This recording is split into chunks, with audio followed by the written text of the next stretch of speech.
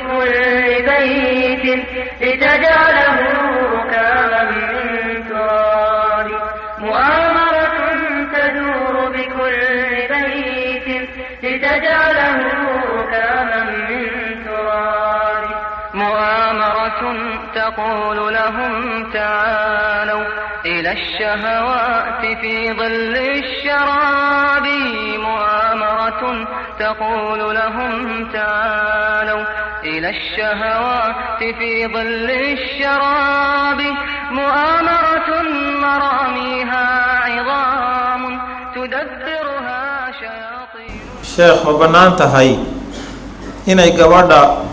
muslimada ahi qabato xil dawladeed sida wasiir xildhibaan ama ay ururada xuquuqda haweenka u saciyo xaqa haweenka xuquuqdoodii meel looga tuntay yiraahda siyaasadda iyo maamulka ay ku lahaayeen u saciya ma banaantahay shariicada islaamka ama ma banaana bismillaahir rahmaanir rahiim ilaahay isaga kownkan khalqay isaga ayaa lamaanaha ku nool lamaanuhu ma ahan bini aadanka kaliya wax waliba waa lamaano korontadan haddaan isticmaalayno waa lamaane waa minus iyo plus way ama zaid ama naaqis way wax walibana waxay qabanayaan shaqadii Allah ugu talagalay ayay qabanayaan ilaahay marka kownka uu saa u uumay oo u hagaajiyay dadka duulaanka ku ah oo raba shaqooyinka inay u kala bedelaan waa muctadiin weeye waa dad muctadiin oo ku gafahaya ilaahay xikmadii uu abuuray ku gafahay waxaa dhici karta haddii aniga maanta la yidhaahdo cunug uur yeelo ma yeelan karo waa ilaahay baa saa i khalqay gabadhuna waxaan loogu talagelin ma yeelan karto hiya sunna nolosha saas weeye markii la leeyahay qof waliba shaqadiisii ha qabsado ama qof waliba inta kaga aadanayd maxaan ku iraahdaa arrimaha hala wareego macnaheedu ma ahan liidid ma ahan waa shaqadii oo la qaybsaday oo qofba meel hadda waad aragteen binaadamku ma noolaadeen haddaan nina xaabada keenin nina fundin noqon nina biyaha keenin nina dharka keenin nina raashinka keenin annaasu linnaasi min badwin wa xaadiratin بعضهم لبعض وإن لم يشعروا خدموا dadku waa isku shaqeynaya saasa noloshu macna ku leedahay hadii laakiin la yiraahdo ma wayna hal shaqo wada qabanaa anagoo dhan oo kulligeen aan xaabo wada keenna hada xaabada maxaa lagu karin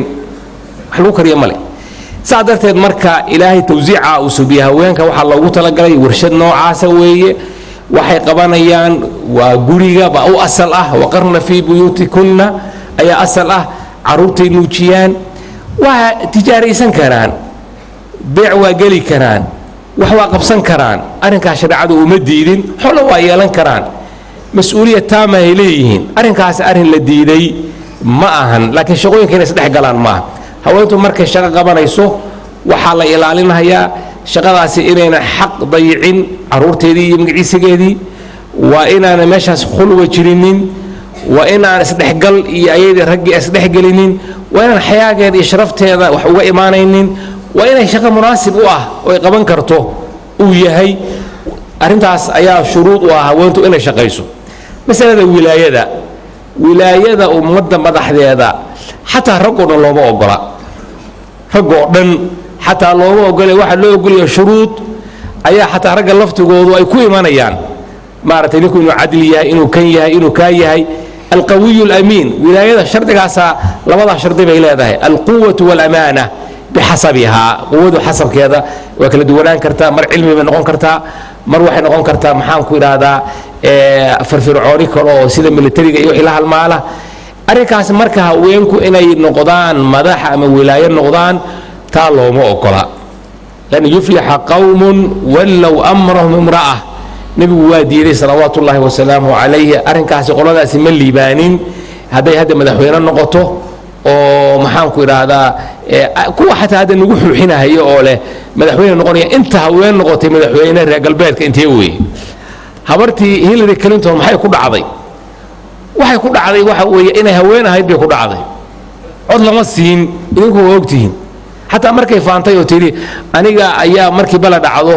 oo 9 saac oo habeenimo mashaakil adduunka laga soo sheego yaa ka jawaabi kara oo ay tir aniga weeye waxa shaqada maalinta marka ka shaqeysay waa la yaqaanaa odagaaga la hurdaa ayaga oranaya galada oranaysa ma garatay marka ma ahan in la xumaynayo haweenkii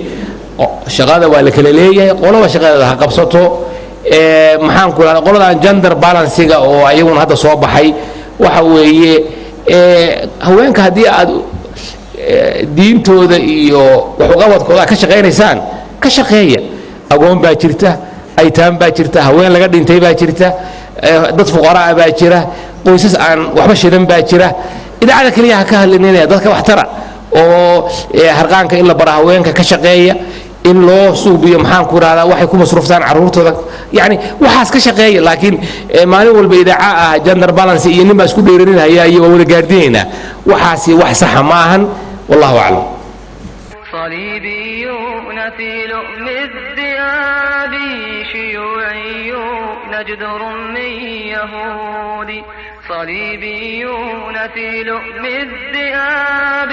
تفرق شملهم إلا علينا فصرنا كالفريسة للكلاب